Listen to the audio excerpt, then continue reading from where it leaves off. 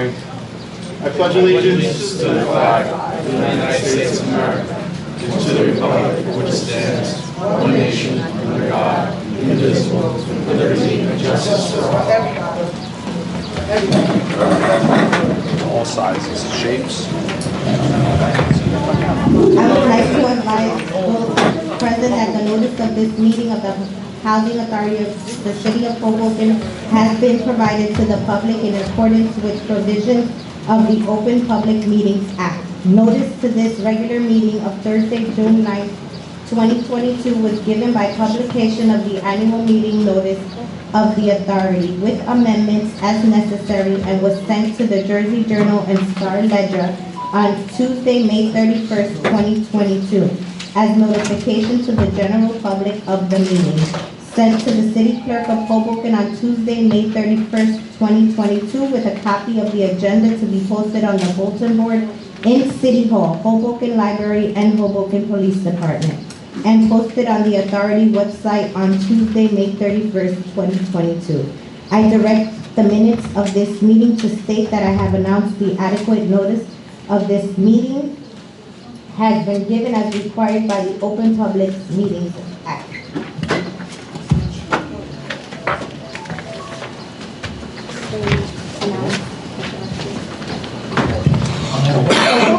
Public comment. A Forbes. We didn't think he was going to be on. Present. Good, all right. A Impastato. Here. A Willett. Here. B Reyes. Here. M Russo. Present. A Sanford. Here. E Seitzman. Here. Thank you, Director. Before we start this meeting, I would just like to ask the public and everyone here, if you have a phone, please put it on vibrate. If you want to have conversations, we ask that you please step out into the hallway and do so. And so, Director, do you want to start with your? Number 10, I thought. You got the public comment period? Yes, the public. Oh, you want? We'll do that Those that first. have signed up? You need a sheet? Okay, and we're going to start also the public comment portion. I just want to advise everyone that everyone here has the right to speak for 5 minutes. As the chair, I am asking that if you do come up to speak, that you speak respectfully to everyone on this board. If we find, or I find, that you are being disrespectful to anyone on the board, I am going to ask you to please no longer speak, and if it escalates, we will ask you to be removed from the board, from the meeting. I'm also asking you that you direct anything through me and not directly at anyone else as the chair. Thank you. First person, Ray Rodriguez.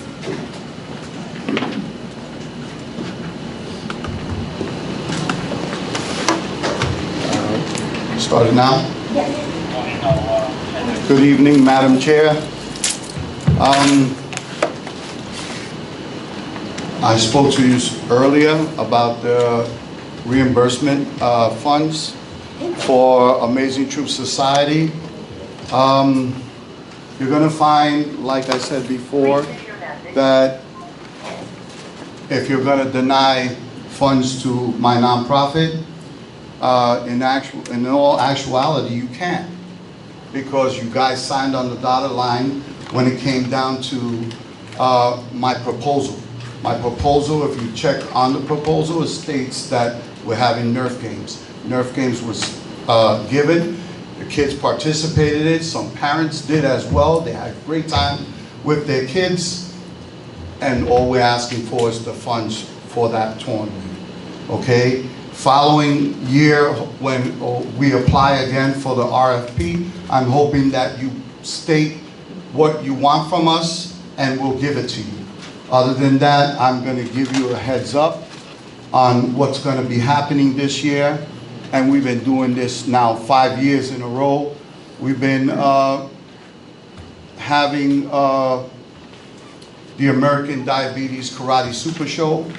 Usually we have it with Leo Pellegrini at the Multi-Center. And we've been doing it 5 years. COVID, we weren't able to do it for 2 years. So, but this, every time we do something for the people. We don't do it for ourselves. In this event, we're going to give all the proceeds to the American Diabetes Association. We had, at one point, came up to $3,000, and God bless Carmelo Garcia helping me that day with the event. We're also going to have the fried chicken cook-off. All right, people? We're going to have the fried chicken cook-off, and the winner of that is going to get a $100 gift card. We do a lot in the community, and all we ask is not always to be fighting with you guys for every little scrap. We get very little. We're not one of those programs that are funded. We have a lot of money. We don't have a lot of money, but I've been now, this October coming up, 13 years devoted to you. And I don't want to be having this issue with you guys. Every time I turn around, there's some problem. There's an issue here, there's an issue there. I'm the guy in the corner. Not many people notice me, but you definitely notice my students. They win a lot of championships. This 26th of this month, we're going to a tournament, and I'm hoping my kids win. Usually they do. You heard me do. They usually win, but I don't want to keep having these issues with you guys because it's not fair to myself. And I'm gonna be honest. I'm talking about me. I do so much in the community that you guys don't realize I do a lot. I mean, when I say a lot, after the cook-off, we're doing remembering the karate. We're also, once again, remember Hope's Wish, my daughter that passed away in 2009 at the tender age of 13 from type 1 diabetes. We're doing an anti-bullying show that day. We're doing also another cook-off, which person is going to get a $100 gift card. Latin food cook-off for Latin people. You know, listen, you know, bring your best dish and we'll judge it. You know, you're going to win some money. We do a lot. We're also going to do a karate, Save the Children, karate, autism, and all the proceeds go to them too. You know, what I'm saying to you guys, 13 years here devoted to the community, but I find myself always having to fight for something.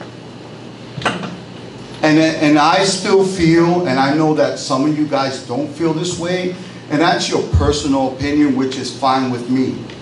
But Nerf games was a big hit. The distraction from all the gun shooting and all this stuff, the distraction that these kids need, they need something other than just playing football, basketball. They need something other. That place was packed. April 9th, that place was packed. We have the launchers. We have the people that are willing to volunteer. Why not? The message, the Hoboken, the prosecutor's office felt that it was a great thing. Hoboken prosecutors, they came out and they spoke to the kids. Thank you. Anyway, thank you very much, and God bless you all. Thank you. Next. Patricia Waiters. Sorry, Mom. Patricia Waiters. With due respect to you, Madam Chair, I'm going to keep my voice only at a 1 today. And respect is given, it will be received when it's with respect to Patricia Waiters. Y'all know me well. It's really kind of hard to refrain from getting emotional when you keep seeing the same thing, making empty promises to these tenants with no results. But tonight, I'm going to refrain from all of that so everybody in the room could get respect. But sarcasm and respect from your board and your superiors, the same thing. It goes both ways. Absolutely, okay? and they're Thank all you so aware of much. I just want that on the record. Okay, with that being said, I don't really want to get distracted. Everything in this town should not be when Patricia Waiters appear in the room. I don't want to be misconstrued as angry, evil, or political. I'm not a political person, and y'all see that, but I wouldn't be still standing. I've been doing this 23 years, deep down in my heart. I get all kinds of calls. Today alone, I'm not lying, Manny can verify this, from my city workers, from big staff and city workers. I get a billion calls, because you know why? They know I'm a true advocate. I'm on nobody's side, I'm on the people's side. I'm a people person, not a politician. okay? So I want that to be said and clear. With that being said, I definitely wanted to talk about the shooting, but just very briefly, I want to pull something positive out of what happened negative. All of the little boys that was involved in the shooting yesterday, even with all the facts that you guys tried to gather together, this is what I was trying to explain to you. Unlike the first speaker, I'm not going to stand up here and name a whole list or bring a narrated and rehearsed script to tell you what Pat Wade is doing in this community. I've been in y'all houses, I know the conditions, I know y'all quality of life is not being respected, okay? I just spoke Wednesday, Mike, am I right? Just Wednesday at the meeting about shooting. And I had to tell a council member, you don't have to fear your kids being shot. And I'd be and I'd be doggone if 7 days later a kid got shot. And I spoke, if you go rewind and watch the meetings, because they want to say, we're not biased, we're not biased, we're not racist. You know what, I don't even have to say it no more. Actions speak volumes. Having that been in another area, and not the 4th Ward, we would have been still had every media outlet. That's why I told them yesterday, thank you, Miss Barbara from Hopes, but I told every media person, don't bring that camera in my face. Not now. Because this is no time to rejoice. I don't care how much party, picnic, cookies, popcorn, candy. The facts still remain. They packed up, they going, now what? This young lady got to go home tonight, HHA, with beautiful little kids that look just like me. And we got to worry. Emily Jabor got all of this recognition because she a mom that demands help. What did I say, Mike? We demand help. And guess what happened? Our kid got shot. So you figure that out. When you continue to disenfranchise Pat Waders, don't call Pat. I went right up to the chief and told him I wasn't invited. But my girl Barbara always hit me right off. Pat, this is happening today. Because she know. When those kids that was involved in that shooting, all 19, most of them yesterday, I was leaving. They all walked up to Pat. I took them to get Gatorade. I took them to get cupcakes because I'm respected in my community. I don't have to come at them and give them a hot dog at election time and then say, hey, we the cops, we love you, give me a hug. I teach my kids, you can feel through somebody's body language, do they care? Show some compassion. You can't say you're not if you got the projects here and all luxury built around them. And go in the units. When Romano walked up to me, he said, look at the building falling down. I said, go in the units. Go turn their water on. Go try to flush the toilet. Okay? So I want you to keep this in mind tonight. I'm available and always going to be available.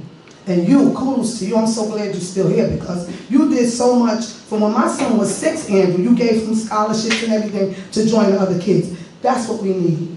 So link with people like us that want to serve everybody in Hoboken. Guys, it's time for change. Thank God I'm here to speak and we're not taking a moment of silence for that poor. Thank God, that's how close it came. Have a good night. Thank you, Patricia.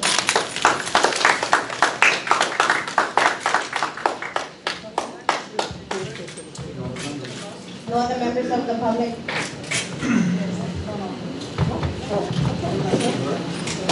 Executive Director. Thank you. And thank you folks for speaking.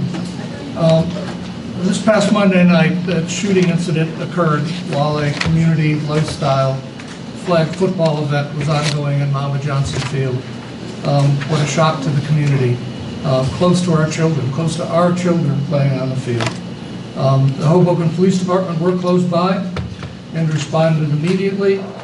The shooting victim was given first aid and taken to the hospital. He is, thankfully, at home recovering. Thank goodness. Right? But as Commissioner Pistato has continually said, we just can't sit back because next time they might not be going home. So we've got to keep working. We've got to keep working together. Events at the field right now have been canceled until Monday. When events begin, increased police presence will be on site. And as the HPD investigates the incident, the information that they can release is slim right now, so we must wait to receive the full facts. They have continually and intensively used our camera systems and are intensively investigating. They've responded well. To say the least, that incident was a severe shock to our community, and we must be persistent in our efforts to heal our community.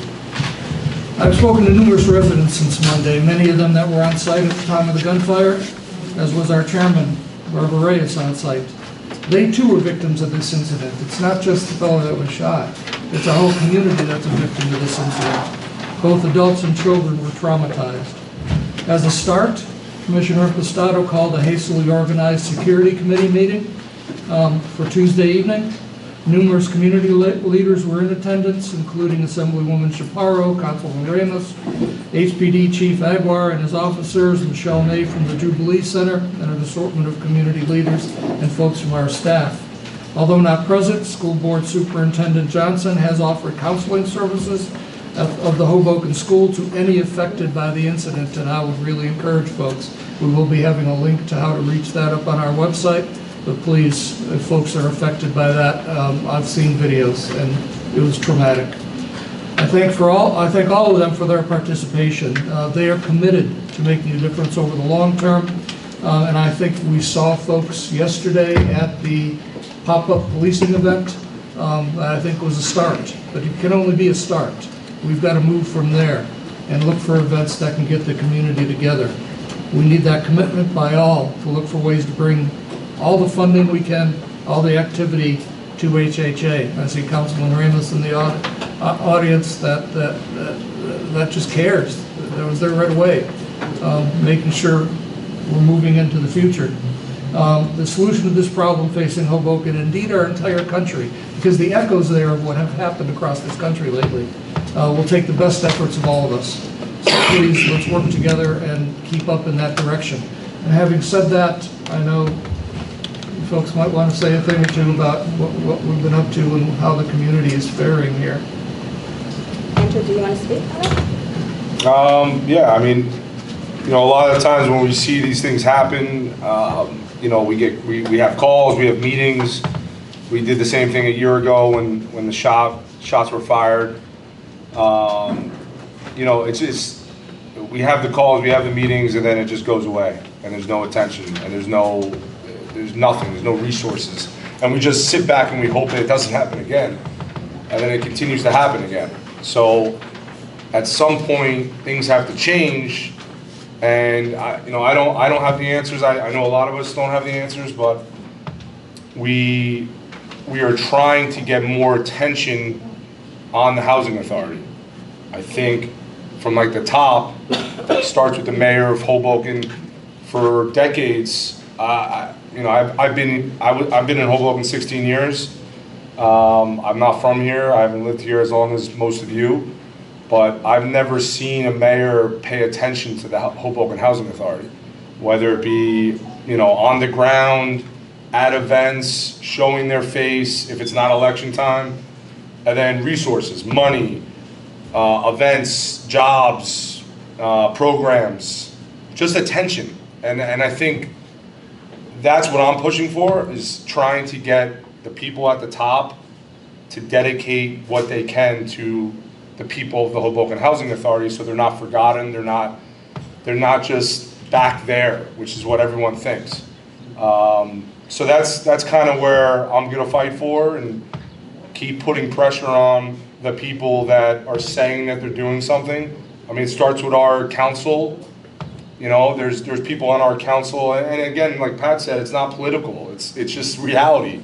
They like to come out and say they're against gun violence, but what are you doing to make a difference? So I don't want to just have calls and get credit for having calls.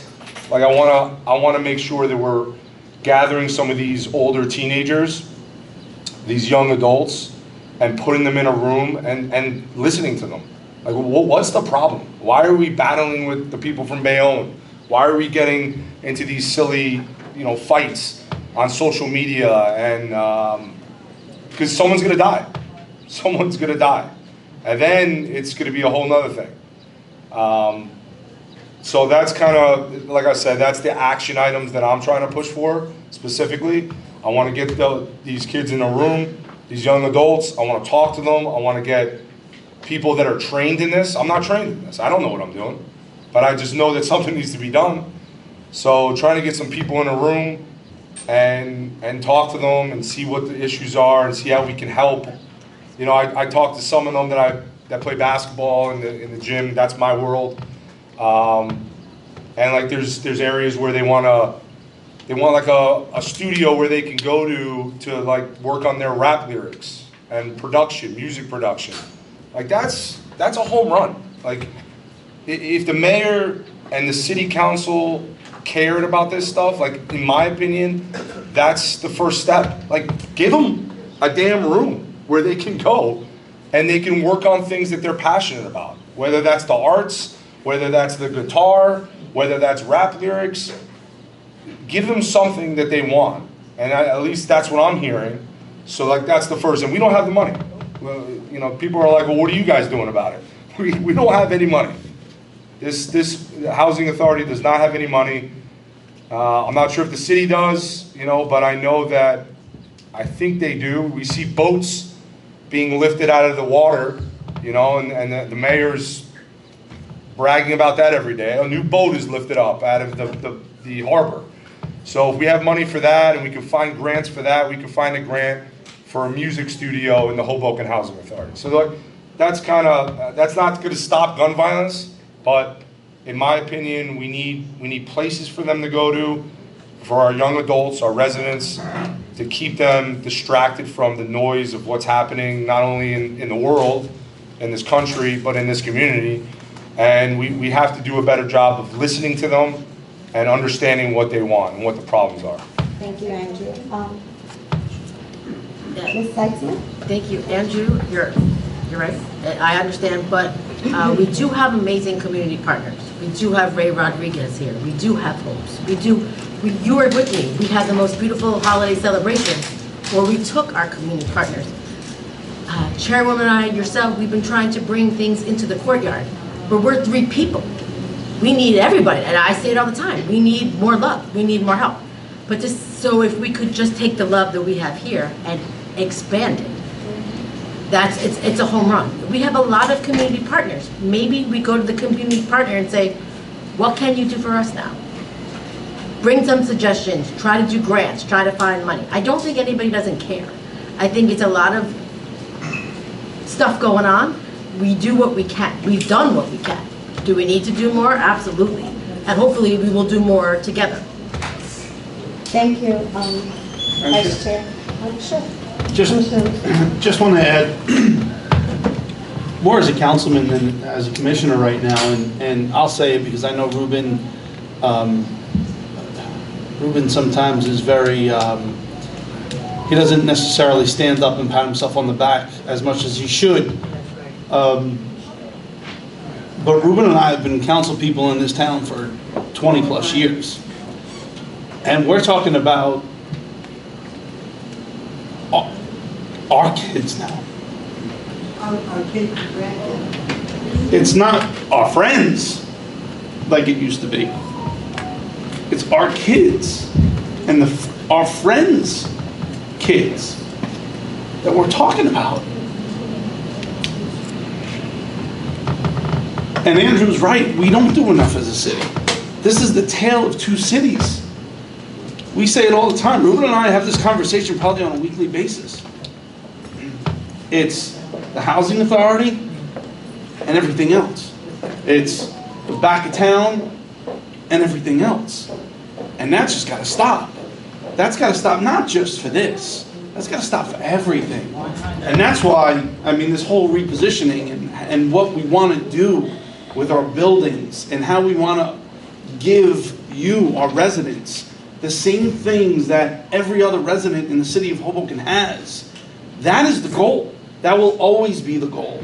And I know Ruben will die trying, I'll most certainly die trying, and I truly believe that every commissioner here on this board and the director and his entire staff are going to die trying. We are not going to give up.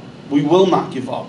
It's not in me, it's not in Ruben, it's not in anybody that I deal with on a daily basis. We need to continue to bring that awareness. Commissioner Impastato is 100% right. That needs to start all the way at the top and beyond the mayor. It's got to start with our state representatives, our county representatives, all the way from the top on down. And we'll continue to do that as much as we can. And Commissioner Seitzman's right. We need that love from everybody.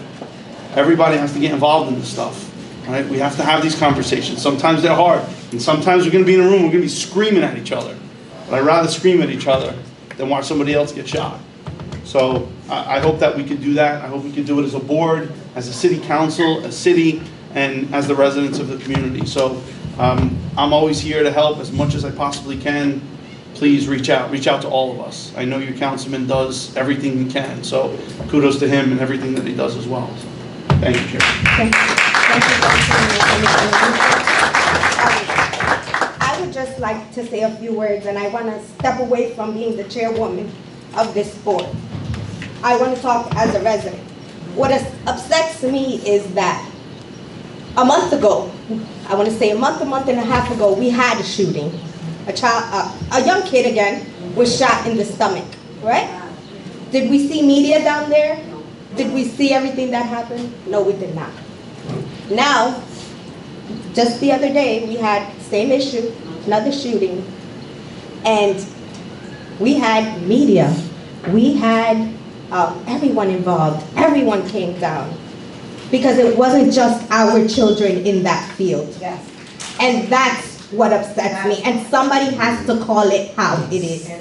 And again, I'm not saying this as the chairwoman of the board. I'm saying this as a parent that was there, that was in that field with all those children yelling for them to get on the ground because they didn't know what to do.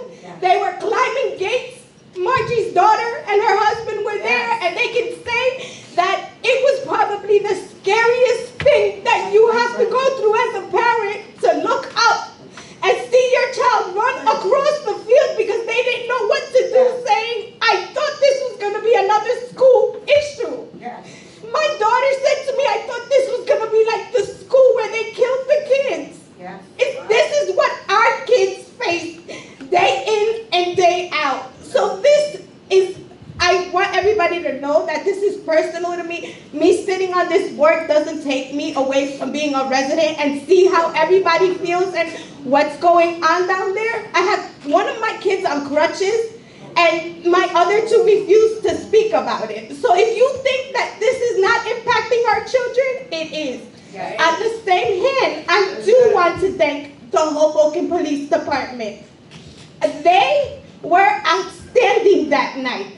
I was still on the call with the operator, and they were there. Until they arrived, we didn't get up off the floor to make sure that those children were okay. But had those the police department and their men and women that were on site not been there, we would not have been speaking about another child shot and recovering at home. We probably would have been speaking about a homicide. Yeah, that's the truth. So yes, I agree with everyone on this board that we need to do more, we need to bring more, but it takes everybody. It can't be one or two people. Yesterday was the start. That event that we had yesterday with the Hoboken Police Department was an event that was planned from months ago. This was not an event that was planned knowing that this was going to happen. Unfortunately, those events took place, but you know what? It is a start. Everybody was down here. So the same way everybody was down here when we had that event, 2 days after a shooting, I hope that same momentum stays, that all those politicians that were there yesterday continue to come down, continue to have our conversations with our residents, and continue to have open dialogue so that they know what we need and what we want and what we expect and demand as residents of this town. So thank you.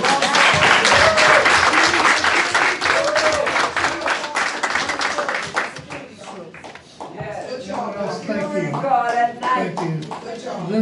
This, like I said, is just a shock to the community, and we are going to take some time to process. We're going to need to put some time aside and process and come together. So thank you all for coming together tonight, and let's keep it up. Couldn't be prouder of everything that was said tonight. Thank you so much. And I will try to move on after that. Wow. Speaking of security, a request for proposals is published for the security services at our elderly and disabled buildings.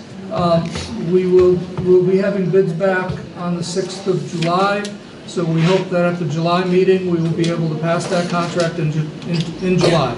So we'll be back with you, and that's for security services for 8 hours a day at each and every elderly disabled site. So that's coming your way.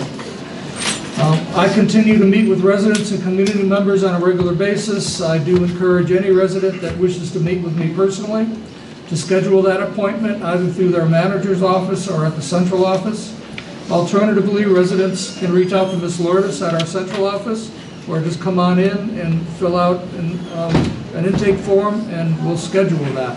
I'm available for meetings at the office, at the site offices, in your homes, by Zoom, by phone, however you'd like to get together. I think we've had about 25 meetings in the last couple of weeks.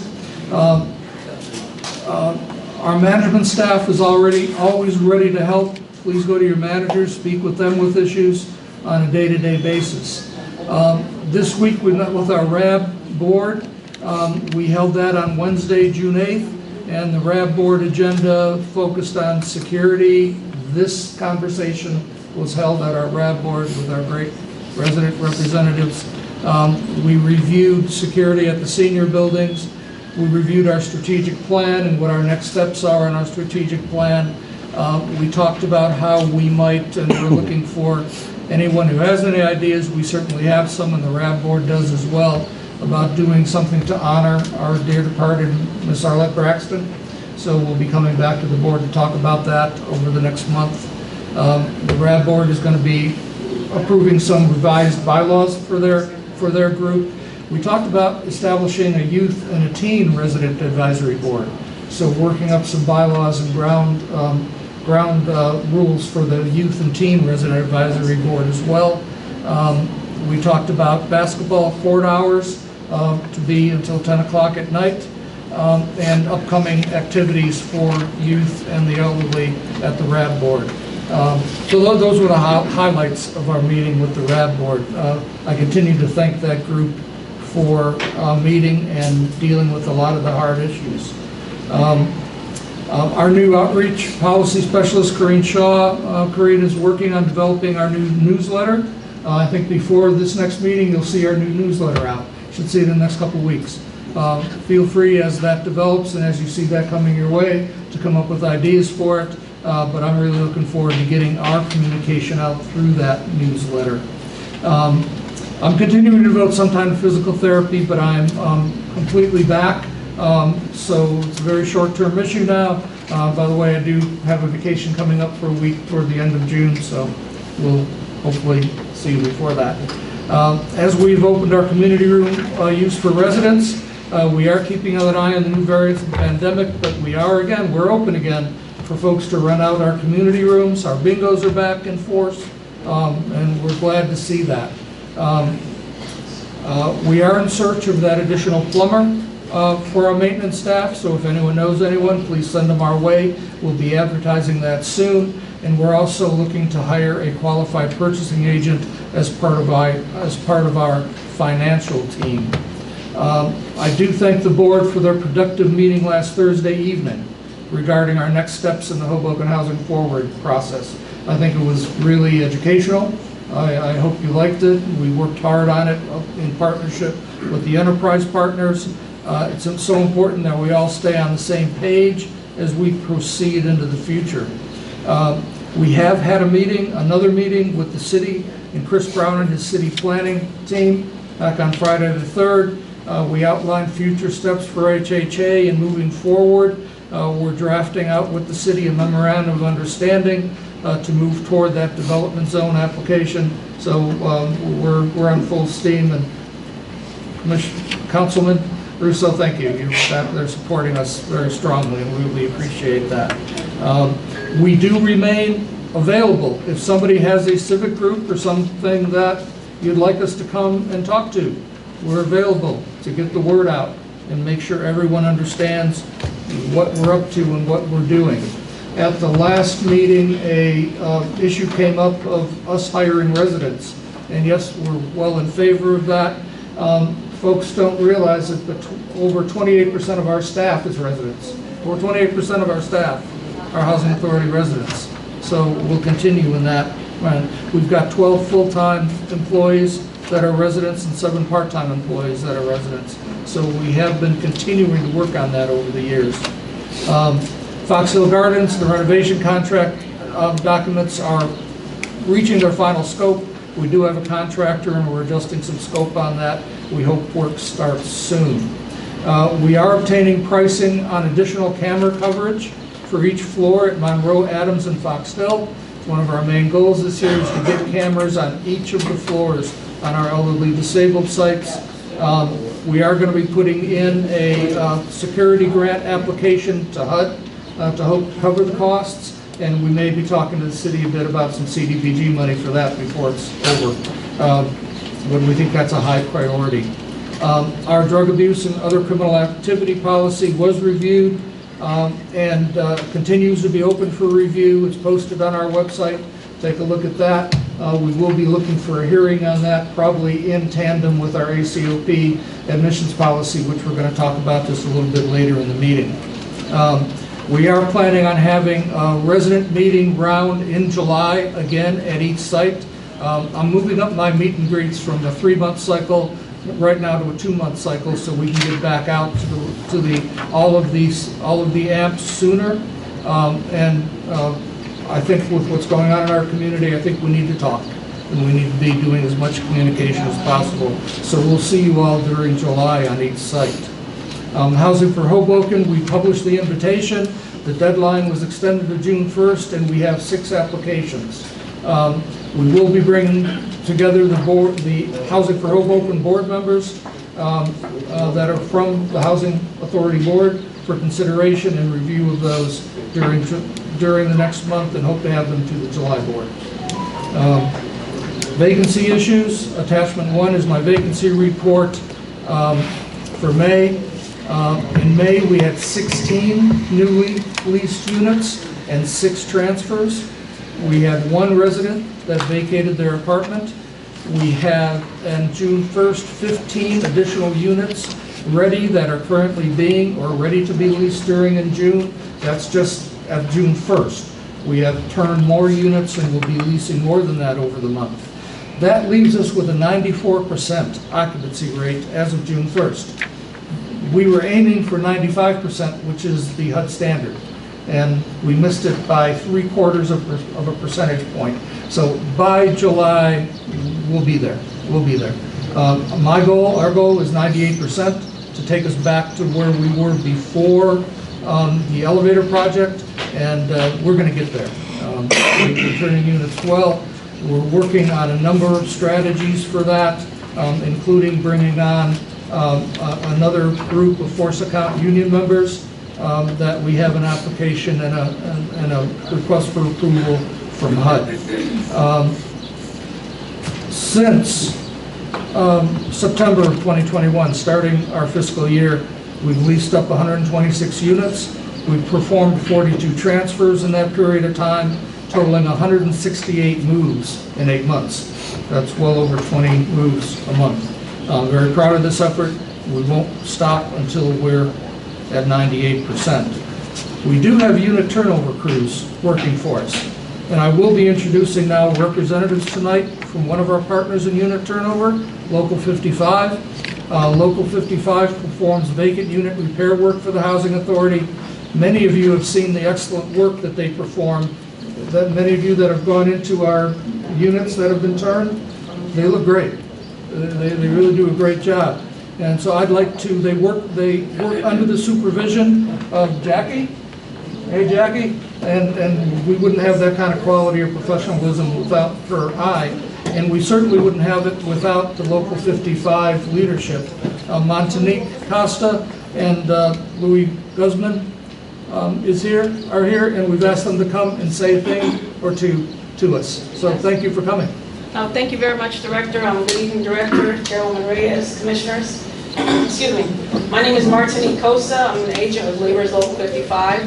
And we came tonight because we'd like to say thank you to the Hoboken Housing Authority for the opportunity to work together, and because we actually have a really good relationship here in Hoboken. I don't know if you know, but your staff is extremely efficient.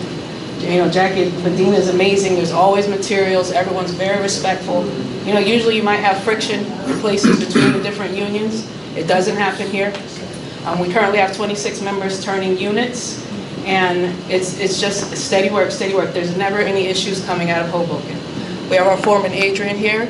He's from Hudson County. We also have a Hoboken Housing Authority resident, Juan Cruz, who will say something in a second. He's a Hoboken Housing Authority resident he's on the project, turning units every day along with our other 25 members. But it's a great partnership, a great relationship, and we are appreciative. Hoboken's a good partner. We've been working with you guys on and off since 2012. You know, whenever it's time to renew a contract, or, you know, there's never a year-long reasons why things can't get done. Your staff is very efficient. Everyone answers, you know, very respectful towards one another. And we all answer emails, phone calls. It's never, you know, throwing anyone to the side like they don't matter. So we do appreciate your partnership and the relationship with Hoboken Housing Authority, and thank you very much. And this is Juan Cruz. He's a resident of Hoboken Housing Authority, and he's here with us turning units. Hello. I'm sorry, my English is not very good, but you know, I'm going to try it now. My name is Juan. I live in C55 CS Street. I live for a long time in Hoboken. My family is in the project for a long time too. I like Hoboken. It's nice. Hoboken, 25 years ago, and now it's different. I like it now. I'm working for the local 55 for 1 year and 2 months. I like it because it's easy for me because I live in Hoboken, you know, and then my transportation, you know. Because 1 year to go, we working for New York, you know, a lot of money for the train. I like it. I like it. So I'm happy every day because, you know, I say thank God I got the job. You know. Thank you. All right. Thank you. And I also want to vouch for these guys. You guys actually were the ones that fixed the apartment that I moved into, and I could not be happier. So thank you very much. Oh, thank you, Chairwoman. Good to hear that. And I just want to introduce my partner. This is Business Agent Luis Gomez. And again, Jackie does an amazing job. She is so efficient, and I imagine she would be like that whatever her job is. She's just boom, boom, boom, execute. Thank you. So thank you, everyone. Thank you, Director. I'm sorry. I have a question. So we kind of run into this all the time where, you know, a unit may get turned over and then something may happen. And a lot of times it's really just because of the age of the building and the circumstances that we're in. But my question to you really is, how can we help more, right? Our goal is always to get a unit turned over, make sure that the repairs to that unit are done correctly, they're done efficiently, and then we don't have to have any of our staff or any of you go back into that unit to fix something 2 months later, 3 months later, or whatever it may be. So the question really is, what is it that you're lacking? What is it that we need to provide to help you to achieve that goal in a more efficient and in a better way? Is that more staff? Is that more materials? Is that more communication? Whatever that may be, what is it that we need to do as a board and as the director and his staff help you to achieve those goals in a better way and in a faster way? Well, I mean, we have our Now's foreman your here. opportunity, guys. We have our foreman here. And I'm just going to say, how it goes, and Adrian can back me up. So they'll give the unit, Adrian will go in the unit, he's the first one to go in the unit, he's the foreman. Make a list of all the materials that needs to get done, he gives it to Jackie, and before our staff goes into the unit, or there's materials in the unit so they can get working, if there's something that might be here in 3 or 4 days, they get started on this, then move to the next thing. But, I mean, we work with a lot of housing authorities, and your operation is extremely efficient. But Adrian can, you know, step in and say that you'd be shocked. Yeah, the only for the materials take longer. You know, sometimes take 3 weeks, 4 weeks. It's more about getting materials for you to get that turnover done quicker. So it's not the authority's fault, it's when they're requesting it, The right? person, yeah. And are there ever any circumstances where you can't handle something that's in that unit? For example, any plumbing, electrical, anything like that may be above and beyond the skill set of somebody in there doing that. Is there ever a situation where we run into something like that? And if there is, Director, I guess this is to you and to you, what's the plan when that does happen, if it does happen?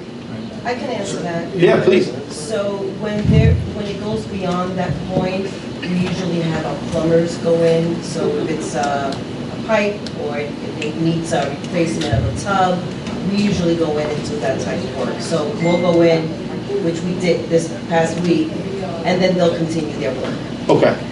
So how is that, and I know what your answer would be, but what's your answer going to be is really more my concern. How is that dynamic when something like that happens? Is there a delay? Does that cause a delay for you? Again, my goal here is to do it well and do it fast. So I want to try to remove any obstacles that are actually causing you delays, or vice versa, if you're causing us delays. No little delay for a couple of days, for 3 days, 4 days, you know. But we go to the solution fast, you know. Okay, so we're we're looking at a few days if there's any kind of delays. Okay, so how do we, and this is an internal question, right? How do we become more efficient at that? And to add a layer to that, sometimes we will bring in our contractor on that as well as and our staff.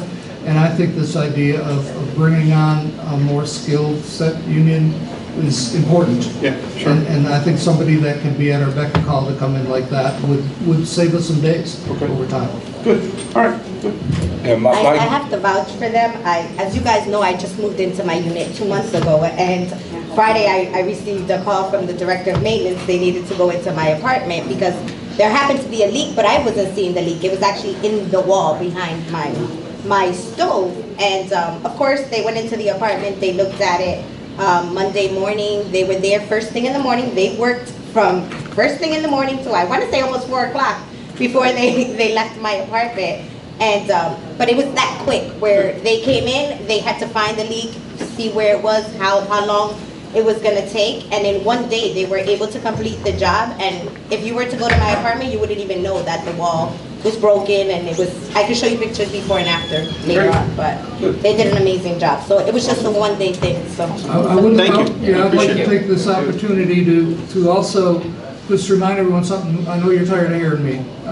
I was at a unit today with Sammy, our maintenance supervisor, and again, the wall was open, we're fixing it, and our guys are fixing it, but the pipes are so old, they're so brittle, they're so bad, and this was another one of those issues where a pipe broke on 3rd floor, 2nd floor, all got, so when this fine crew goes in, all right, and they do their work, whack-a-mole happens, that's what I call it, right? You never know what might happen 2 days later because they're attaching to this very, very old plumbing system.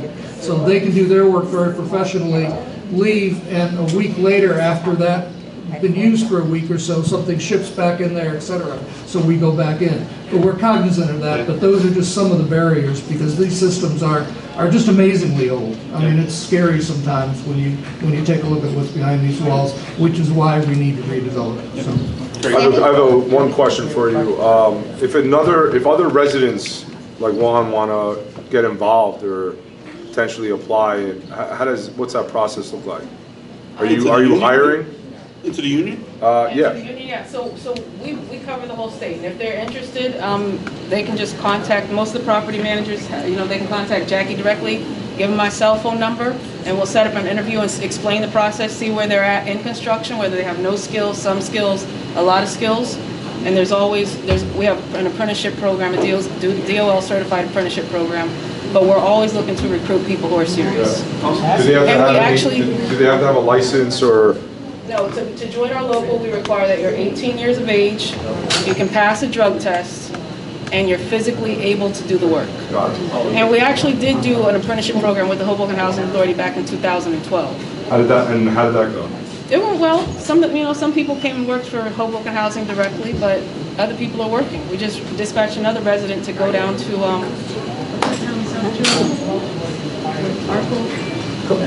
somewhere South Jersey. It's like an hour and a half away from here, but he's driving. How do we get another program launched in the Housing Authority, apprentice, like 2012? Hoboken, if they requested it, we would recruit your residents. Who has to request? the housing authority. Let's do it. Yeah. And we can sit down and talk about the process, but you know, we go door to door, pull everybody out, basketball courts, everything. Hey, let's do this. Great. Yeah, Thank you. no problem. Thank you. Thank you very for much. all you do. Have a good Thank evening, you.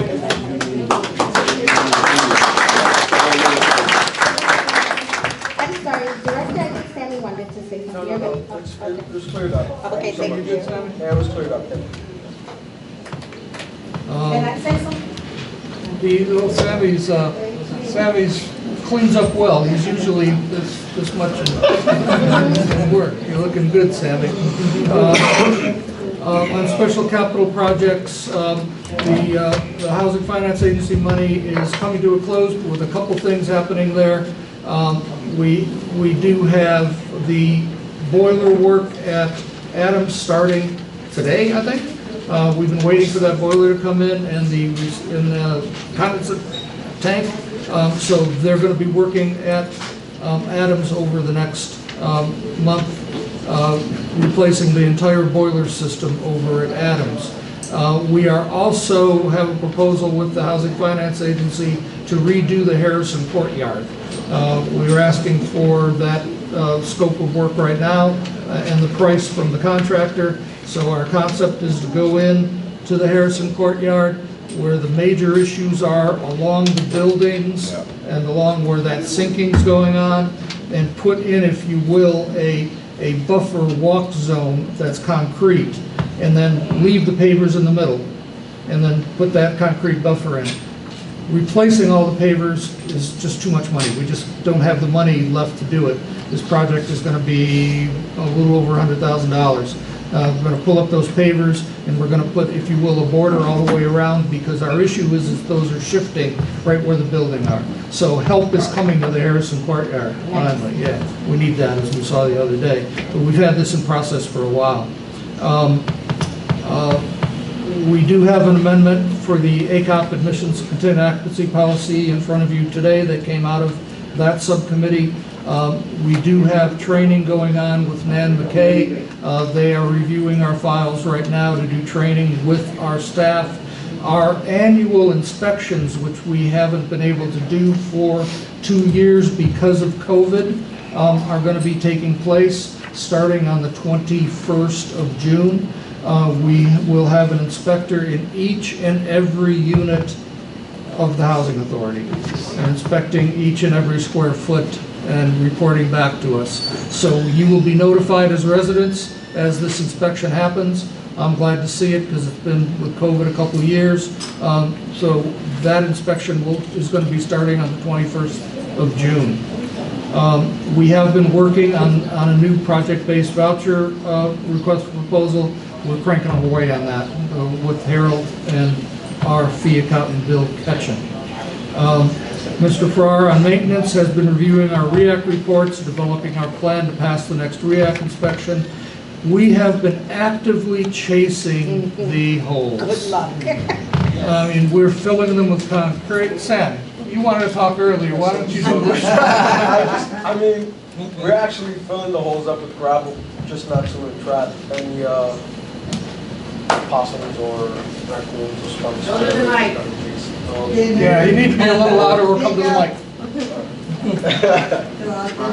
Hi, good evening, everyone. Yeah, we're trying to actually backfill all the holes off the foundation that are created by skunks. They're not created by rats. The rats, although they're actually going into the holes, but they're not the ones causing the issue.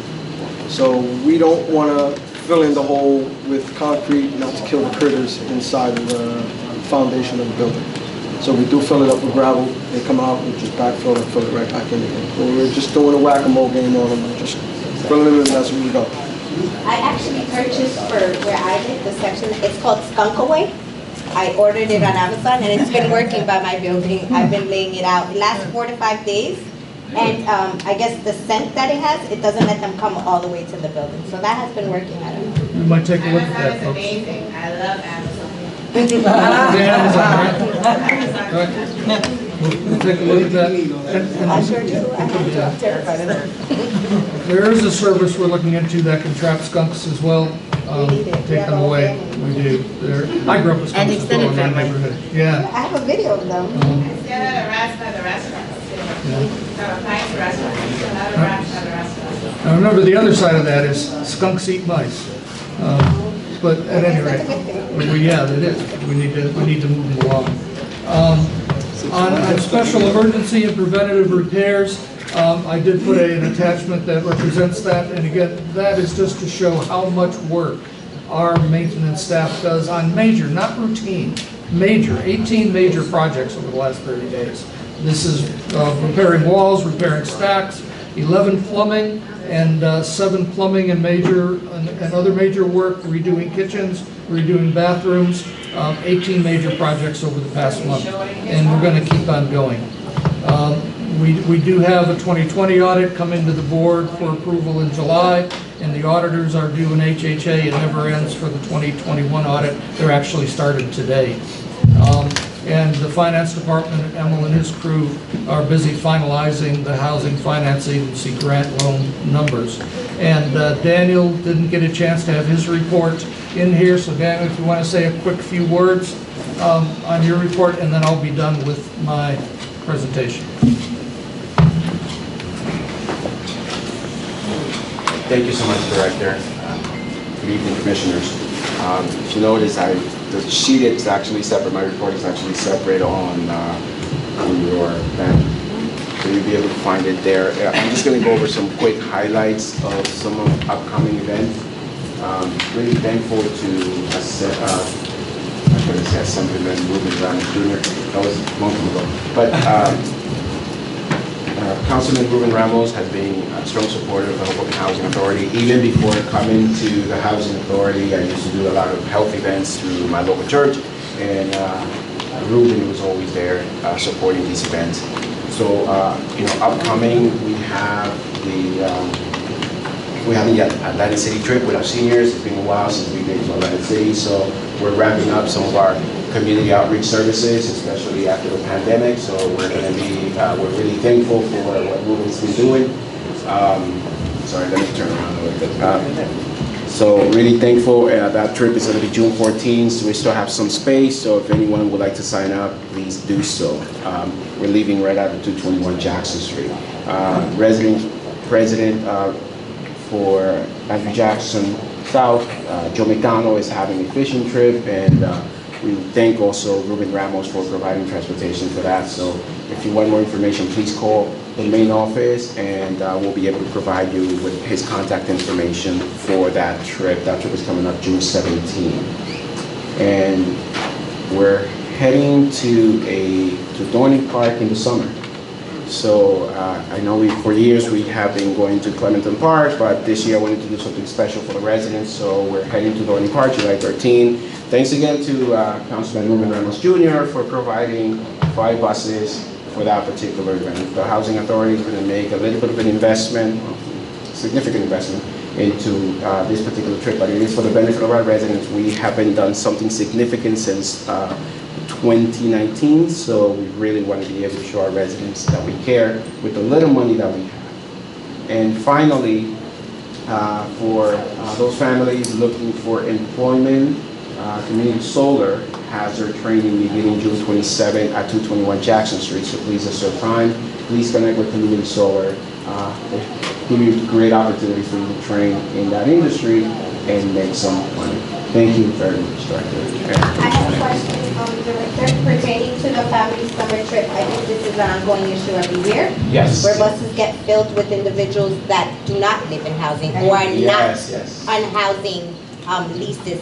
How are we going to verify that the children that are going are on leases? And I mean, I don't have a problem with other people going, but if we're going to pay for it, we have to give the priority to our children. Yes, so We discussed that at length at the RAD board meeting. Daniel, all yours. So my apologies, Director. So No. yes, we actually explained and had the discussion with the RAD board. I've been working with Frank. We're going to send a letter to all of our families, and based on that letter, we'll be able to identify those residents. And of course, we made it clear to our RAD board that only resident authority individuals or resident of the Hoboken Housing Authority on a lease will only be allowed on this trip. And we'll So give we're out gonna- tickets beforehand. Yes, we'll give out tickets Must be before. checked and be on the lease. Yes, yes. So, like I mentioned to the rap board, we're gonna make sure that every resident that participates, or every individual that participates in the trip is a housing authority resident on a lease. Not that I live at the housing authority, but it's on the lease. Great, thank you, because I think that's something we see every Yes, year where yes. we do actually have the residents that say, well, when I went to sign up, my kid didn't have a slot. Right. And the day of the trip, you go there and some of the kids are not even from there. Exactly. So I appreciate No, that. thank you. But, so to follow up on the chair's question, how is this funded? Through our resident services budget that we put aside every year. We do put some money aside every year for resident services that the RAB board goes through and decides what events we should have, what they would like to do and partner with us. It's funded through that budget. And Director, if I may interject, also, I would like to say that this is a significant expense, and Councilman Ruben Ramos has been providing buses, and these buses are about $900 a piece, so he invests close to $4,000 to $5,000 in these trips alone. So the Housing Authority puts in some money for our families to enjoy themselves, but also our partners also put in some significant down. How much did you say? So Ruben spends close to between $4,000 to $5,000, depending on the price of the. These are coach buses from Academy. So he spends close to $4,000 to $5,000 on these buses. Are there any asset partners besides Coach Academy, like that MGM, they sponsor any trees like that? No, this is all coming through Ruben Ramos, Councilman Ruben. Yeah, he's the one that's paying for the buses. For example, we're going to Atlantic City. He's paying for transportation for that. So there's a free trip for all YC. Well, don't forget the parents pay and the children go free. Remember that. Well, for this trip, all housing authority residents, and that's the reason we're really pushing this. We're going to work very hard, as we mentioned in the RAD board, that every resident that gets on this bus is actually on the lease, because the housing authority is actually flipping the entire bill for us. Except transportation. Thank you, Daniel. Good report, and you do great work. We appreciate you. And that's the end of my report. Do you have any questions, comments? No, I mean, on the Atlantic City trip, if they hit 31, I mean, they might be able to pay for the whole trip themselves, but.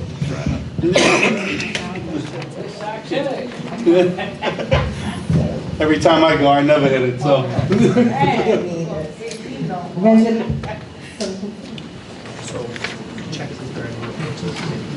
Are there any reports from the committee?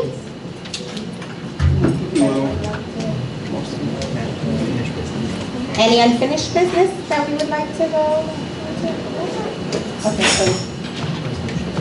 so now we're going to go to the resolutions. Resolution number 2022-06.01, resolution of the Housing Authority of the City of Hoboken to approve the meeting minutes for May 12, 2022, the reorganization meeting.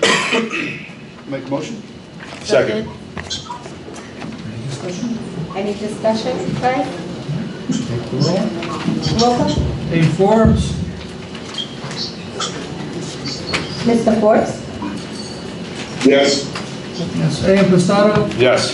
A. Lewitt. Yes. B. Reyes. Yes. M. Russo. Aye. J. Sanford. No. And E. Seitzman. Yes. Resolution number 2022-06.02, resolution of the Housing Authority of the City of Hoboken to approve meeting minutes for May 12, 2022, regular board meeting. I'll make a motion. Second. Director? Go. Discussion. Any discussion? Nope. Go. A. Forbes. Yes. A. Impastato. Yes. A. Lewitt. Yes. B. Reyes. Yes. M. Russo. Aye.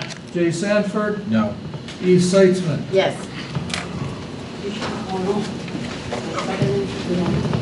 Resolution number 2022-06.03, resolution of authorizing the payment of the monthly list of bills for the Hoboken Housing Authority.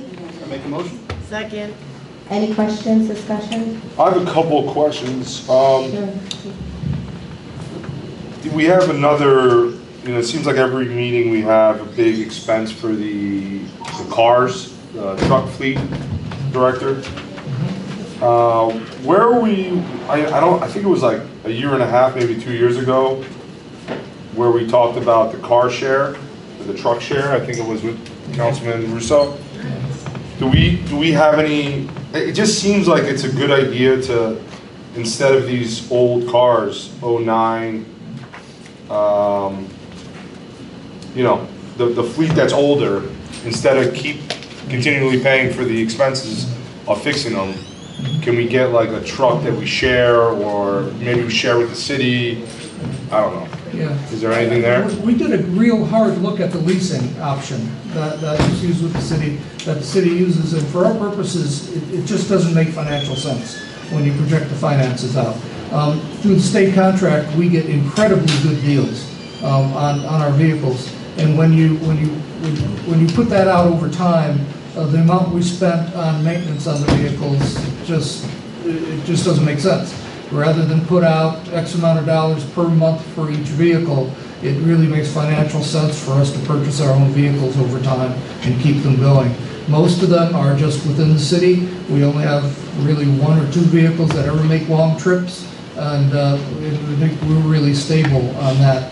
I know Emil did a lot of work with us on taking a look at those. Look, can I buy her gas? So let me buy the soda, though. Anything you want to add, Emil? Yeah. Brad, you're still on mute. You're off mute, by the way. Mr. Forbes, if I may? Yes. I'm sorry, y'all. I'm out and about. I'm sorry. No problem. So we did explore the enterprise car share option. The cheapest option we were going to get is about $600 a month. We've got about between 10 and 12 vehicles. So we're going to pay $6,000 a month, no matter what. Yeah, you are seeing a $3,000 or close to a $3,000 bill for the maintenance, but that doesn't happen every month.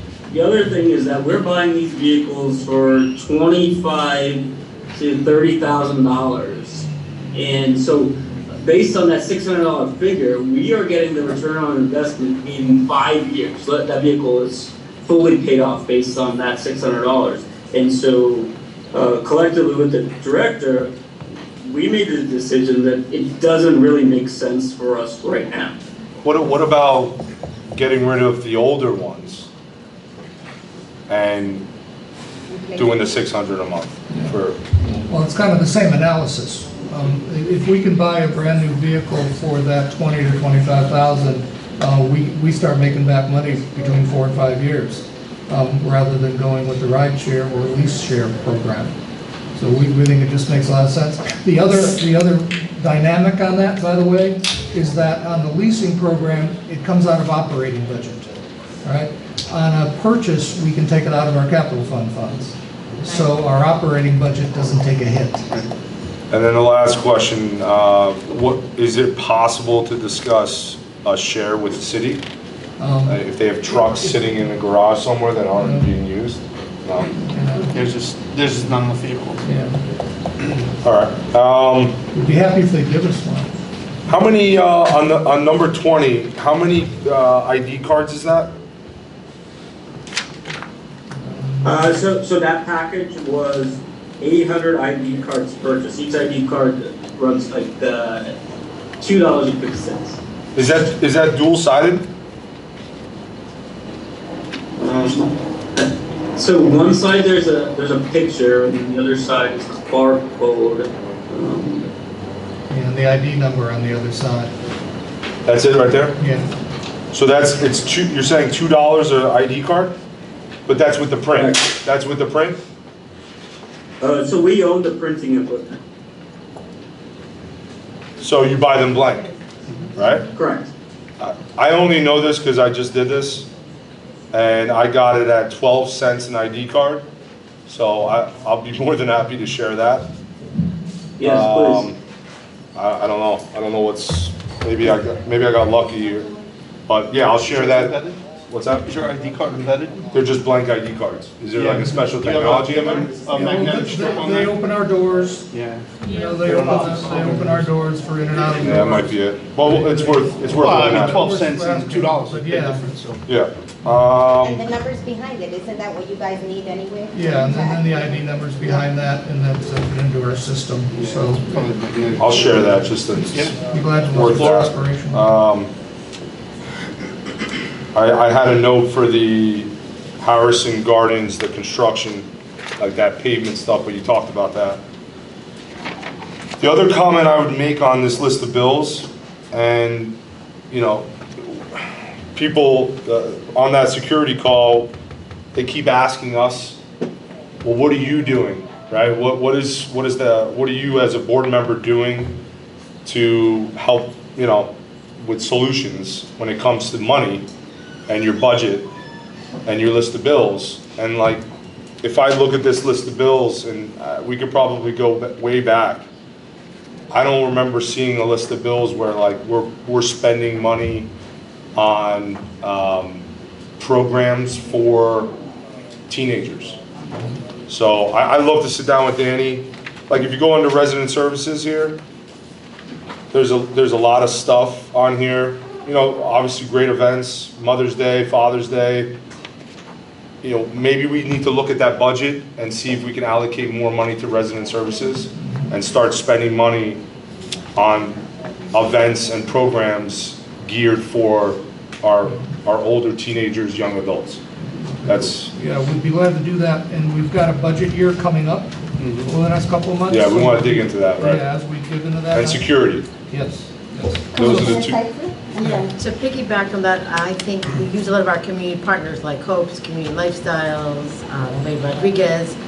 If we also could find out what we have a budget for, what we need to supplement, and what we need to go to grant or go to the community or find other sources. Like we said before, it will take all of us. So we shouldn't look at just, if we don't have the budget, because we only get, I think, $13,000 or something, is X amount allocated for resident services. So of course you can play with that and try to do it, make it fair to senior, student, you know, everybody. But then to look at our other community partners, because I know Hope's gives a lot of money, and there's lots of other ones. So find the need, meet them with the security committee, the resident services committee, or have two separate meetings and say, these are our asks, and then go to the community partners, come to ourselves, and try to find ways to solve that, what you're looking for. Director, I'm sorry, Absolutely. Director, who does our grant applications? It's right between myself and now Corinne's with us now, so she's going to be responsible. So it's more like that team kind of effort Yeah, but Corinne, now that she's with us, is going to play lead, for example, on the security grant that's due on the 15th. Okay. So she's getting her feet wet along with us. When's the last time you got a grant for youth engagement? Well, there really isn't much out there. There really isn't. HUD took a top of the world view, although we eke out some resident services money.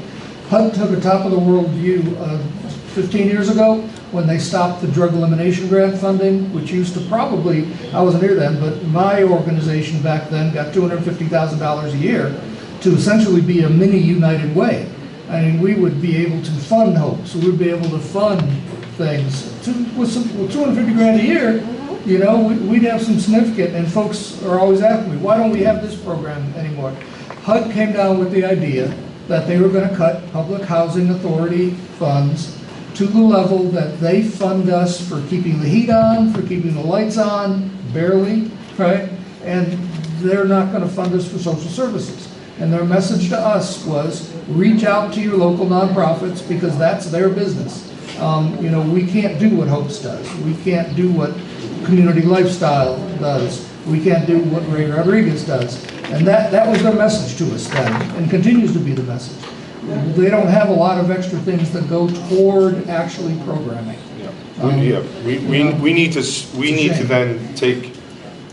We need to do it ourselves as commissioners, and we need to start like fundraising. Like I remember talking about this when I first joined.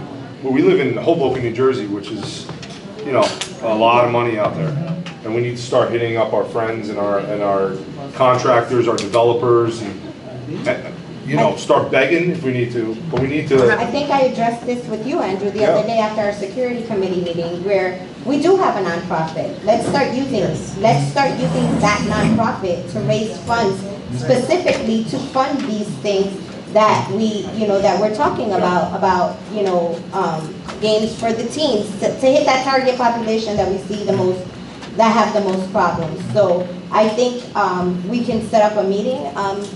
Councilman Musa, we're gonna look to you to kind of guide us, because this is new to me, and I'm sure it's also new to a lot of people. I don't know if you've done it in the past, but I think we can use that nonprofit to our favor. And like you said, Hoboken will give money for kids. They will give money for seniors. So this is a way that maybe it's a start.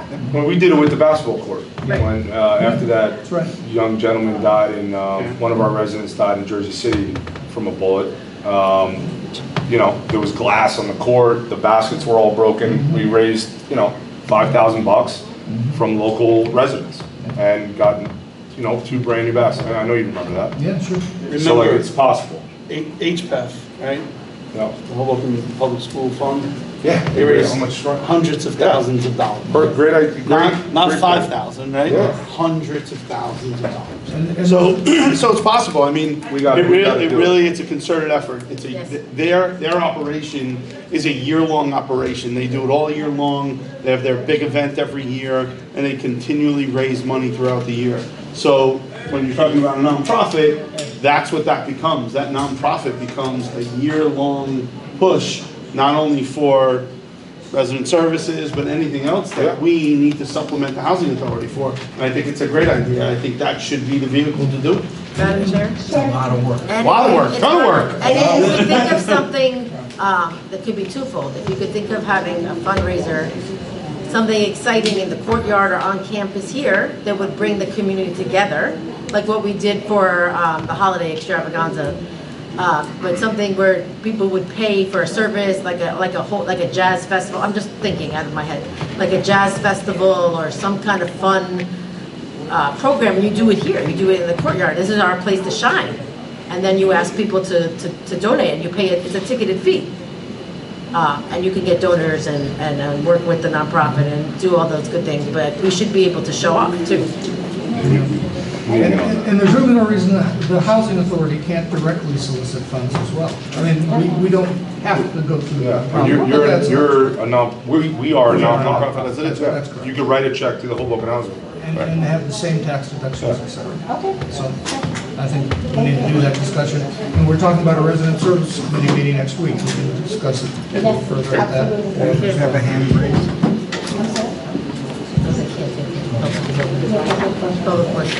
Sorry. Any other further questions, Andrew? No, thank you. Is that all? Do we have any discussion on this anymore? Yes, ma'am. I'm sorry, but the public portion is closed, so usually those questions are asked prior, so. Just grab us after the meeting. Yes. It was for the general discussion. I'm kind of attracted to that. So I was just saying that, there's no shame in nonprofits. That's indicative of whether or not profits is contributing to the community. Thank you. Like Nike, Adidas. Thank you. But I'll ask that now. Yeah. Thank you. Did you do the roll call? A. Forbes. Unmute. You got it about. We got it, no problem. Forbes? Rev, Type of soda did you buy? Yes. there you go. A. Impastato. Yes. A. Lewitt. Yes. B. Reyes. Yes. M. Russo. Aye. J. Sanford. No. E. Seitzman. Yes. Jesus. Resolution number 2022-0604, a resolution of the Housing Authority of the City of Hoboken to approve and increase the amount of the contract for the professional planning services with respect to the RAD program. I make a motion. Second. Any discussion? Any questions? Concern? No? Can you do the roll call? Sure can. I'm sorry. Oh, man. A.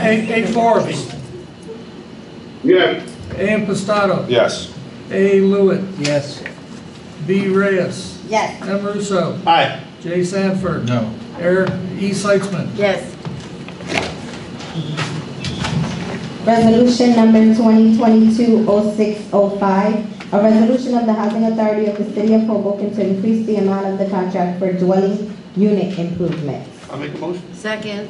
Any discussion? Director? A. Forbes. Aye. A. Impastato. Yes. A. Lewitt. Yes. B. Reyes. Yes. M. Russo. Aye. J. Sanford. Abstain. E. Seitzman. Yes. Resolution number 2022-0606, a resolution of the Housing Authority of the City of Hoboken to increase the amount of the contract for Adams and Monroe Gardens masonry repairs. I'll make a motion. Second. Any discussion? No. Director? A. Forbes. Yes. A. Impastato. Yes. A. Lewitt. Yes. B. Reyes. Yes. M. Russo. Aye. J. Sanford. Yes. E. Seitzman. Yes. Resolution number 2022-0607, a resolution of the Housing Authority of the City of Hoboken to extend the contract for maintenance and servicing of boilers and associated mechanical equipment. Motion. Second. Any questions, concerns? Director? A. Forbes.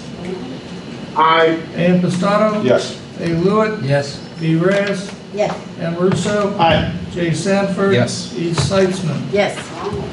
Resolution number 2022-06.08, a resolution of the Housing Authority of the City of Hoboken to adopt a memorandum of agreement between the authority and Teamsters Local 97 and to authorize the executive director of the authority to execute an agreement incorporating the changes outlined therein. Motion. Second. Any discussion? Director? Can you go?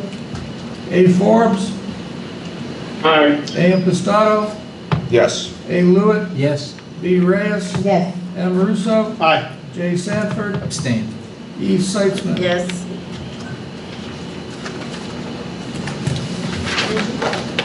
Resolution number 2022-0609, a resolution of the Housing Authority of the City of Hoboken to introduce proposed amendment to the admissions and continued occupancy policy of the authority. Motion. Second.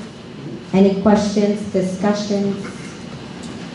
This brings the work that the admissions and continued occupancy policy committee brought to bear regarding the next time that we go out for applications, that there is a priority for Hoboken residents, and that Hoboken residents be considered as much as possible first.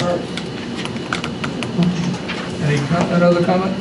And I will just add that I know you may recall a few months ago you introduced a draft criminal activity policy, and that is out there for public comment. It's on the Housing Authority's website. As part of that, each of these things considered independently, the criminal activity policy and changes to the ACOP, the executive director has determined, and I agree, that they constitute significant amendments or modifications to the agency's annual plan, which means that a public hearing is required on each topic. In this case, the Housing Authority has determined to hold a single public hearing to address both issues, and that can't be held for 45 days from the date of a notice. So one of the things that has been discussed, and it's laid out in this resolution here, is the timing of that public hearing. And the two things that I mentioned to the director and to the chairs of the committees involved are so if you published a notice as soon as tomorrow, it's not going to happen tomorrow, but if you published it as soon as tomorrow, the earliest you could hold the hearing is July 25th. In reality, I see that the date in here is the 13th, which is next Monday. That's when a notice will go in the paper. So the earliest that you can hold a hearing then would be July 28th. And the consideration is that you should hold the hearing, and then you should provide yourselves with enough time to make changes as a result of the discussion, because obviously the hope is that you'll be getting some feedback from the public. Hopefully you'll get some ahead of time. People will have a chance to review it. They'll put some comments in writing. But also at that hearing, based on the discussion, everybody have a chance to be heard, there may be changes to what is eventually adopted. So you should provide yourselves with enough time to consider the comments received at that hearing and incorporate them into a draft that is put before the board for a final vote. So if you did have a hearing on July 28th, one option, and I know the chair asked me to lay these both out there, one option would be to hold a special meeting as soon as possible, July 28th, whatever it is that works with all of your schedules around that date, and have a special meeting at the end of July, have that be the public hearing, with the idea that you then have about 2 weeks or a week and a half, depending upon the timing in there, to incorporate changes and bring a final version before the board at the regular August board meeting. So in that case, having a special meeting towards the end of July, I understand it's the summer, but it would speed up the process and would allow you to adopt these possibly as soon as the August board meeting. The only question I had is, we talked about the preference, including the Hoboken preference now, but we also talked about making sure that preferences were considered before we actually pulled for a wait list. Yes, and that's all in this. I just wanted to make sure we talked about that. It is. All right. Is the short answer. I'll address that a little bit more. I won't bore you to death, but a little bit more in a second.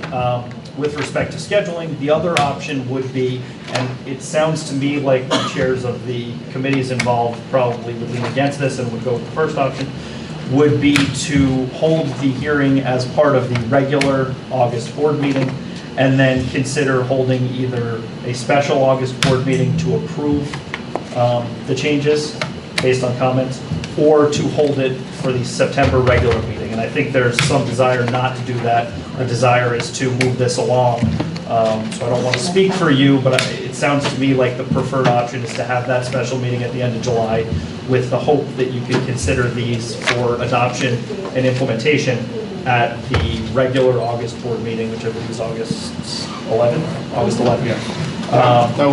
That would be my and this resolution provides you either option, but just to be, I wanted to make sure everybody's clear that it sounds like that's the goal, is to try to have a special board meeting the last few days of July, possibly the first couple days in August, to give staff enough time to incorporate those changes, or any changes.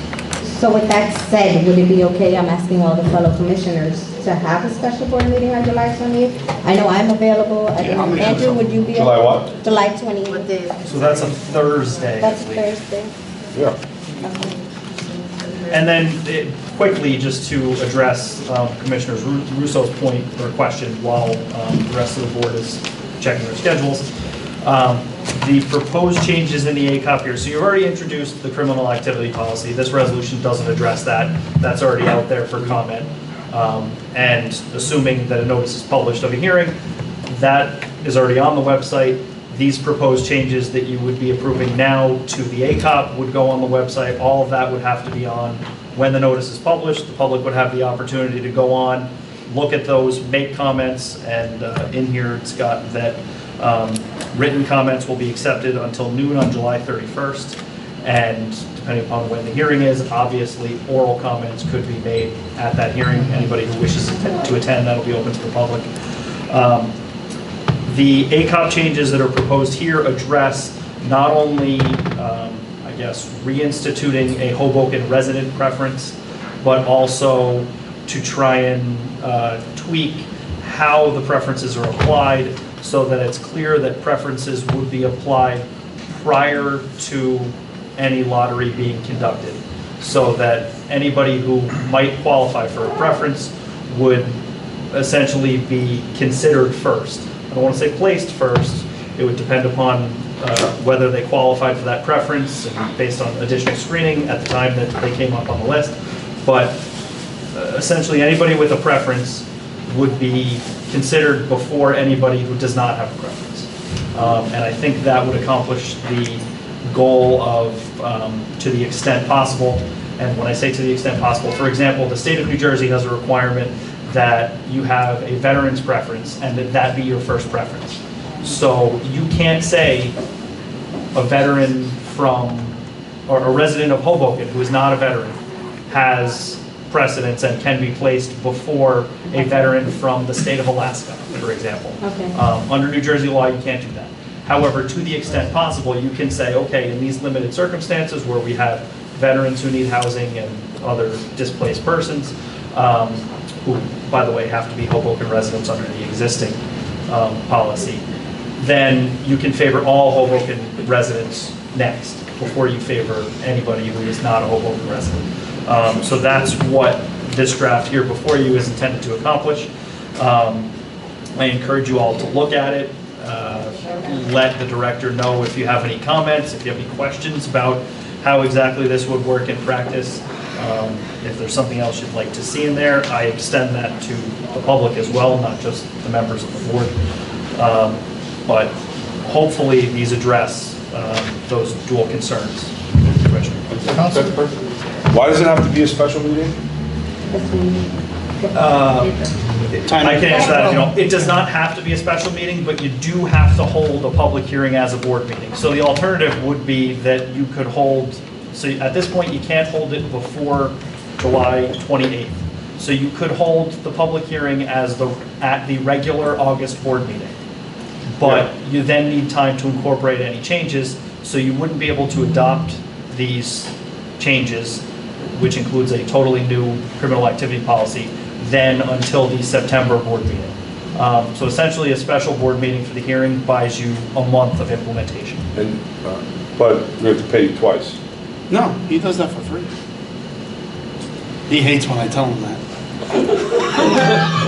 So it's just waiting till September? Are we okay with that? No, I do not want to wait till September. No, but, and if you don't mind, Madam Chair, the reason why, if it was just the ACOP change and the preference change, it wouldn't be such a big deal to me, but we're also talking about the criminal policy change, and I think that one that's most time sensitive, at least for me, in my opinion. I want to make sure we have that on the books, because then I think we have the ability to make some significant changes when it comes to the criminality that happens, not only within our buildings, but on the grounds of our buildings as well. So. And it also significantly addresses admissions and what happens before someone is even a resident of the authority. Obviously, probably paramount is what happens while they are a resident, but it also gives you greater tools in terms of what you can do before someone is a resident of the authority. Yes, sir. Got it. Thank you. And is all that consistent with HUD? Does HUD have any rules that we have to follow? The public hearing process is a HUD rule. Right. So that is all part of the HUD rule. You do have to take it to the resident advisory board, make sure you get their input, which I'm sure will be part of the process. That was part of the process when the new ACOP was adopted. You do have to do a reasonable amount of outreach in terms of soliciting public comment.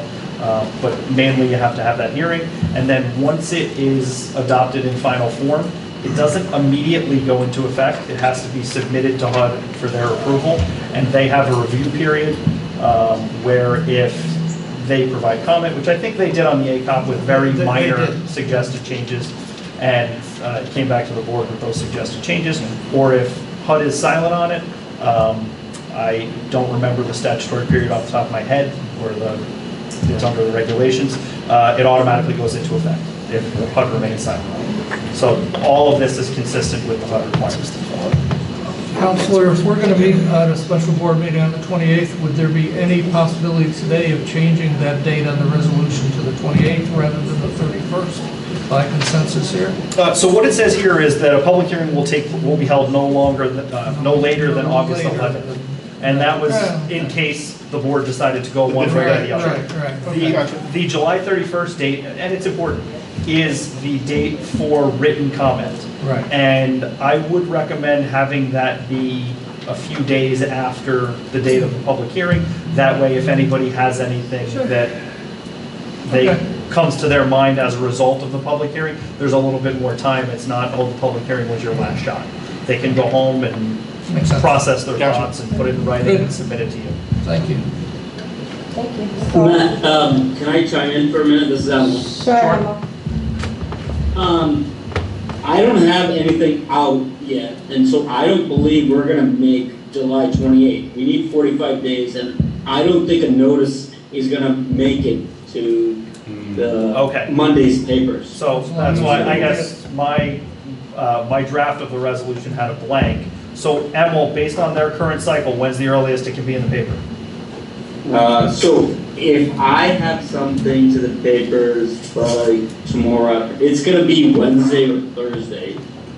That's the the earliest. I thought the ruling was And that then we we just need had to 45 notify the from paper. there. Come on. That's what your daddy's been saying. So in this one, the actual reg says that notice has to be provided to the public. It's a little bit different in terms of the calling of a special meeting. In order to comply with the HUD regulation, 45 days, it has to be provided to the public. And to be safe, I would advise that that means it's in the paper. So, Emily, you said you don't think if you got it in tomorrow, they won't publish till Wednesday? Yeah, that's correct. Jersey Journal, it takes a few days in order to get public notices. I have their requirements that I can pass along, but if I provide it tomorrow, it's not gonna go until Wednesday. So that would be, The 15th. July 30th would be your earliest possible date, which is a Saturday. So if that's the case, you're talking about as early as possible in August. August 1st is a Monday. August 1st, okay. And that still works. Yeah, 'cause Correct, we're you'd on still Sunday. have Still 10 have ample days time to the 11th. under that in order Yeah. to incorporate Still have time. any comments. I mean, I could do that. I'm I fine could with as the well. first. Yeah, that's okay. I guess you're talking about Monday, August 1st, which wouldn't require any amendment to this resolution. It would just be, the chair would call it. Correct. So with August 1st then? Yeah, I good to mean, go.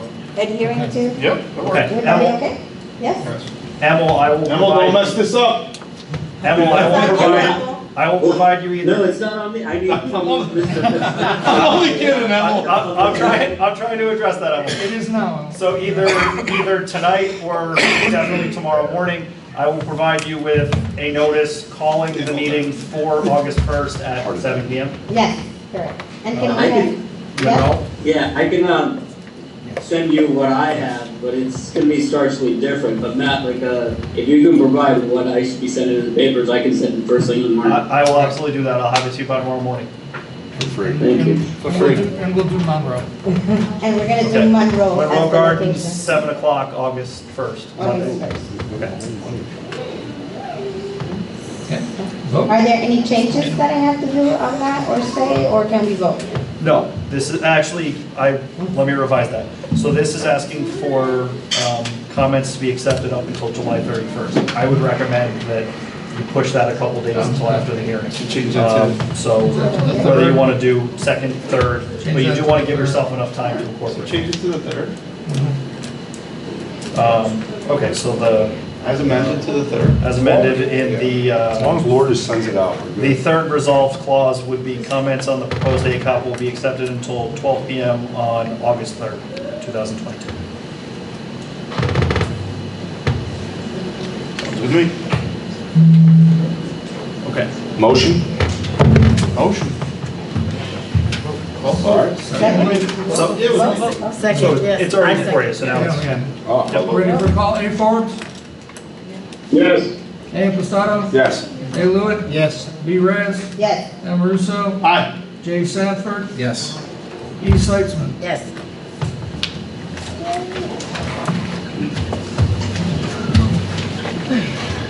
Resolution number 2022-06.10, a resolution of the Housing Authority of the City of Port Oakland to recognize Juneteenth as an authority holiday. Motion. Second, Any questions? Yeah, I saw something today that, I got a text message from somebody saying that the city's not recognizing it. Did you see that? No, the city recognizes it. Oh. Yeah, I think there was a question about particular union. Oh. So I don't have all the details on it, but I'm looking into it as. Yeah, I was wondering why they wouldn't recognize it. Yeah, we recognize it. the state does too. Yeah, and it's funny, and I mean, I'm dealing with this right, so the state has one specific holiday that they recognize, and some municipalities actually recognize it on a different day. So I know some places recognize the Friday, some places are actually recognizing the Monday. We're recognizing Yeah, that. so, HMSA employees. yeah. are not recognized. Yeah, that's what I heard, but I don't have any facts yet. So. Got it. But yeah, I mean, this, Director, quick question, when would it be held? I mean, when would you guys be We're recognized? planning on Friday the 17th, Okay. because that's what we understand is what's going to be celebrated by Hoboken and the state. That Okay. said the 17th. Now, our normal policy is if it falls on a Sunday, we take Monday off. So we're changing that from our normal policy and celebrating on Friday because of that. I'd also like to note that in the union agreement that we passed earlier, that was part of the union negotiation, that they wanted Juneteenth too, so this brings our entire organization in line. And I'll just add, Director, if you don't mind, that yes, it is kind of confusing. Some places will recognize it, the 18th falls on a Saturday, it's observed on Friday. If it falls on a Monday, it'll be observed, on a Sunday, it'll be observed on Monday. State of New Jersey, for whatever reason, I think probably to time it with respect to the 4th of July and space it out, and Memorial Day, kind of put it as much as they can in the middle, is observing it on the 3rd Friday of June, whenever that is. So some years it could be as early as June 15th. Other years it's as late as whatever the latest date that could be. So the Housing Authority is, the resolution before you is to bring it in line with the state and observe it on the 3rd Friday of June every year. How does that affect our staffing, our coverage, and what days employees can take versus not take? Yeah, it's just like every other holiday, right? Just like every other holiday. A regular holiday. Yeah, it's just another regular holiday that we're going to have coverage and our on-call staff, etc. Any further discussion? No. Can we call it? A. Forbes? Yes. A. Impastato? Yes. A. Lewitt? Yes. B. Reyes? Yes. M. Russo? Aye. J. Sanford? Yes. E. Seitzman? Yes. What do you think there, staff?